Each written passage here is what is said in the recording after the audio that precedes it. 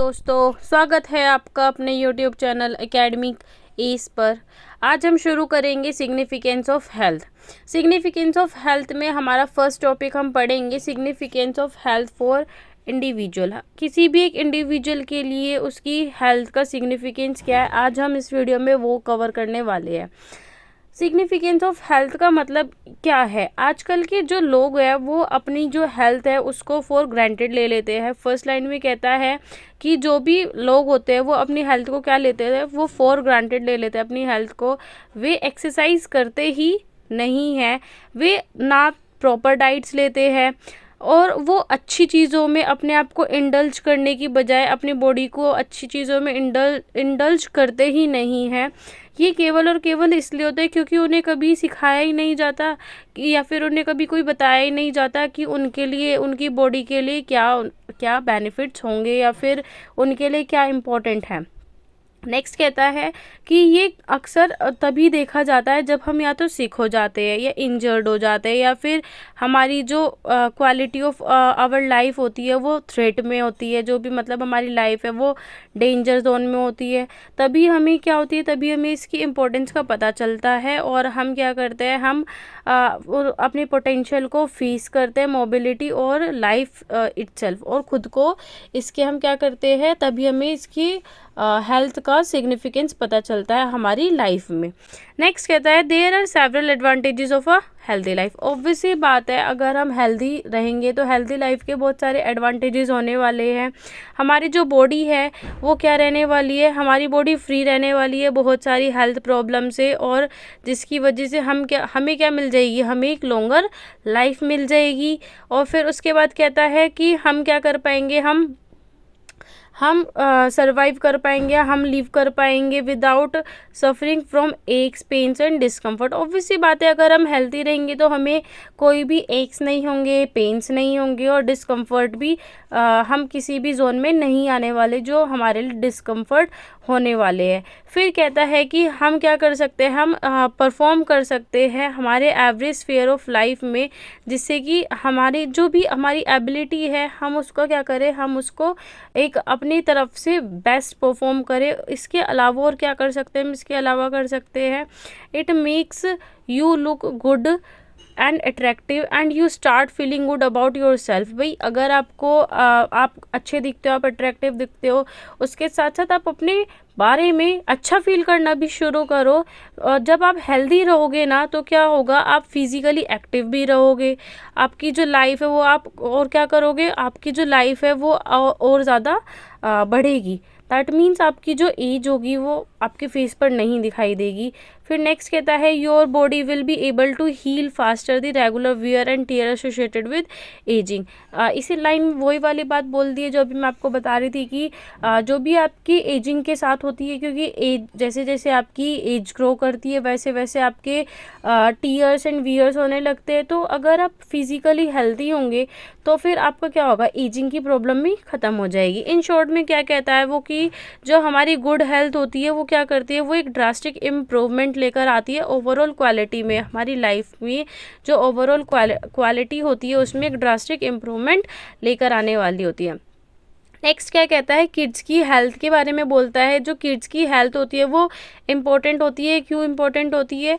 वो proper growth के लिए, डेवलपमेंट ऑफ माइंड के लिए और उनकी बॉडी के लिए क्या होती है, बहुत ज़्यादा ज़रूरी होती है। अगर हम किसकी बात करें, अगर हम फिज़िकल हेल्थ की बात करेंगे। नेक्स्ट कहता है या फिर हेल्थ की बात करते हैं, उनको क्या होती है, रिक्वायर क्या होती है, उनको इनफ एनर्जी की ज़रूरत होती है। भाई अगर उनको अपना पूरा दिन अच्छे से स्पेंड करना है तो उनको क्या ज़रूरत होगी, उनको ज़रूरत होगी कि भैया वो अच्छे से क्या करे, अपने लाइफ को अच्छे से सर्वाइव कर सके।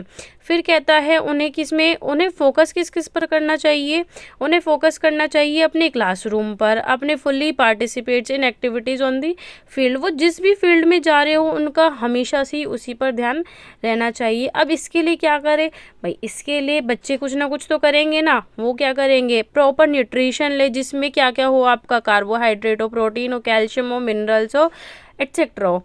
लेकिन आजकल के जो पेरेंट्स होते हैं उनको बहुत बेसिक नॉलेज होती है ये फूड की और हेल्थ रिलेटेड इश्यूज़ की।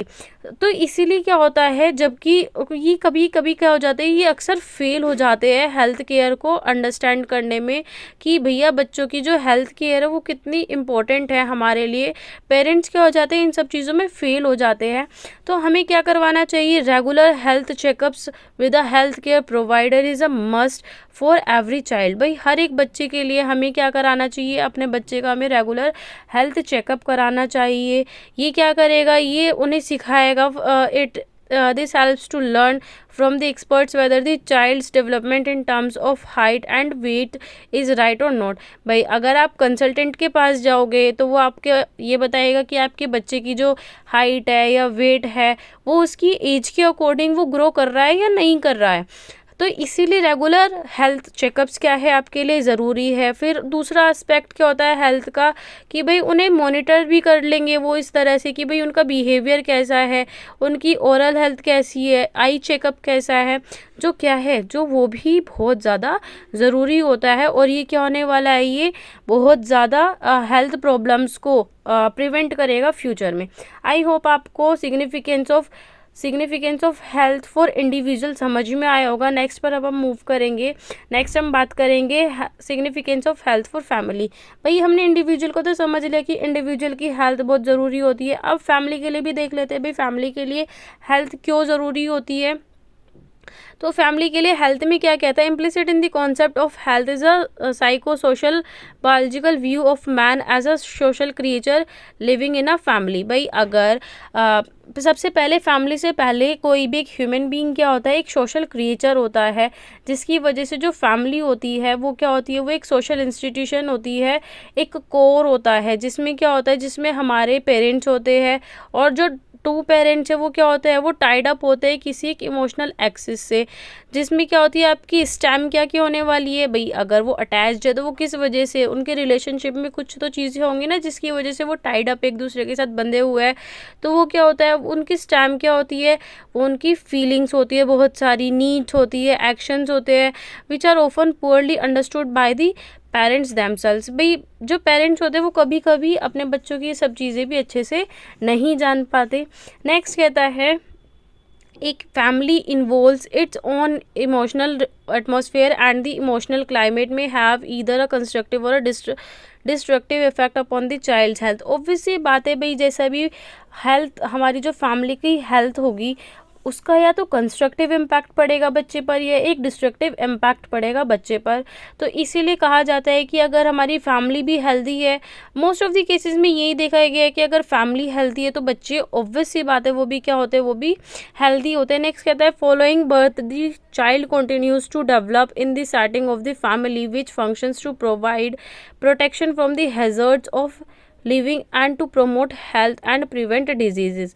अभी क्या कहता है कि जो भी हमारा बच्चा होगा, बच्चे ने जन्म ले लिया, उसका बर्थ हो गया, अब वो क्या करेगा, जो फैमिली होगी फैमिली की सेटिंग्स में क्या करना शुरू करेगा, डेवलप करना शुरू करेगा, जिसमें फंक्शन क्या होंगे आपके।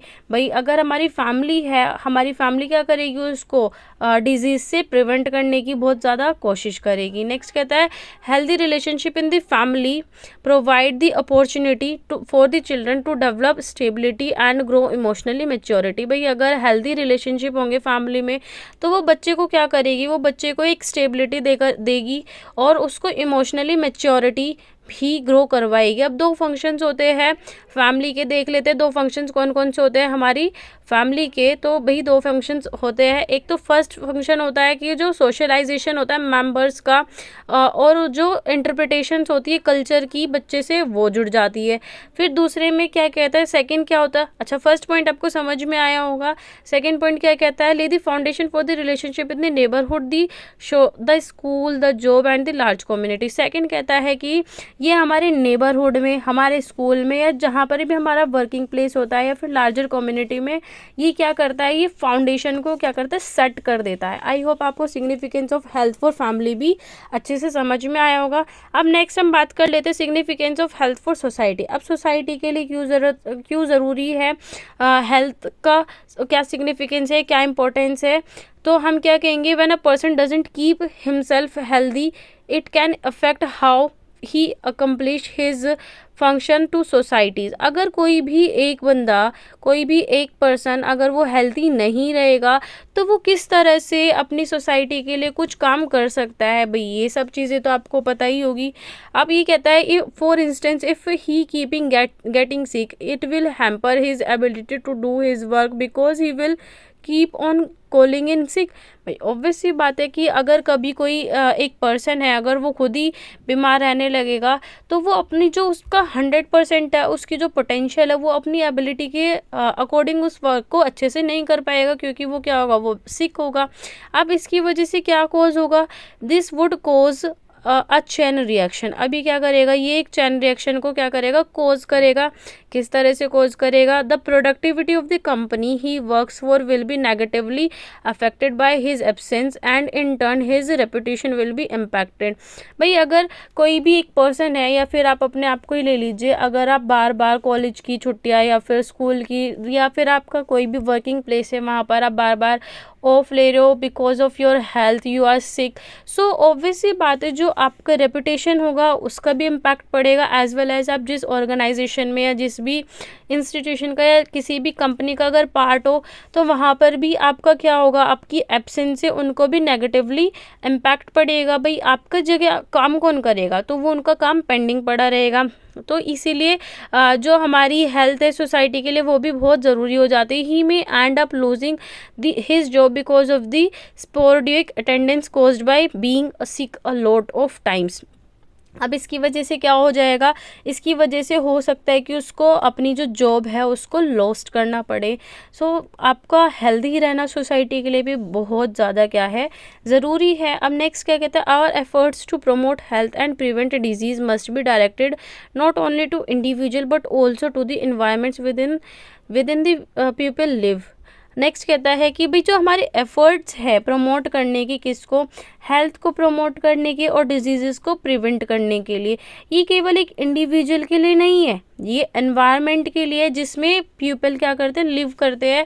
If we fail to consider the environment, अगर हम एनवायरनमेंट को ही कंसिडर करने में फेल हो गए, we will not be able to stem the continuing flow of new individual into the at risk and disease population. भाई अगर हमने अपने एनवायरनमेंट पर ही ध्यान नहीं दिया तो जो स्टेम होगी, जो फिर आगे आने वाले इंडिविजुअल्स होंगे, हम उनको क्या देंगे, वो रिस्क में रहेंगे और आगे आने वाली पॉपुलेशन भी क्या होगी, डिजीज्ड से घिरी हुई होगी। तो क्या कहता है, to develop appropriate environmental programmes, अगर आपको डेवलप करने हैं अप्रोप्रिएट एनवायरमेंटल प्रोग्राम्स को, we must therefore focus on the those fundamental environmental forces that have an impact on health. तो भाई हमें उन फंडामेंटल एनवायरमेंटल फोर्सेस पर क्या करना पड़ेगा, फोकस करना पड़ेगा जो हमारी हेल्थ पर एक इम्पैक्ट डालते हैं। अब सोशल क्लास क्या होता है, सोशल क्लास एक फंडामेंटल फोर्स होता है। भाई अब हमने ऊपर पढ़ाना है कि फंडामेंटल फोर्स के अगर हम नहीं ध्यान रखेंगे, उन पर फोकस नहीं करेंगे तो हमारी हेल्थ पर एक इम्पैक्ट पड़ेगा। तो वो उसमें से फर्स्ट फंडामेंटल फोर्स कौन सा होगा, हमारा सोशल क्लास होगा। अब सोशल क्लास के बाद क्या कहता है, रिसर्च ने क्या सजेस्ट किया, research on the social class gradient suggest the importance of health of individual being able to control their destinies and of being able to participate in the social factors that influence their lives. भाई जो भी आपका, अच्छा research ने क्या suggest किया, research ने suggest किया है कि जो भी आपकी किसी भी इंडिविजुअल की जो हेल्थ है, अगर आप उसको कंट्रोल करने की एबल ही नहीं रहोगे, या फिर आप अपनी डेस्टिनी आपने जो सेट कर रखी है आप उसमें अच्छे से पार्टिसिपेट करोगे, तो सोशल फैक्टर्स क्या करेंगे, उसके रहने को प्रभावित करने वाले हैं। Community development programs that fail to take into account the issue of control and participation will not be effective as they should be। भाई अब जो हमारे कम्युनिटी डेवलपमेंटल प्रोग्राम्स होते हैं वो क्या हो जाते हैं, इन सब इश्यूज़ को लेकर क्या हो जाते हैं, वो फेल हो जाते हैं, वो अच्छे से पार्टिसिपेट ही नहीं कर पाते।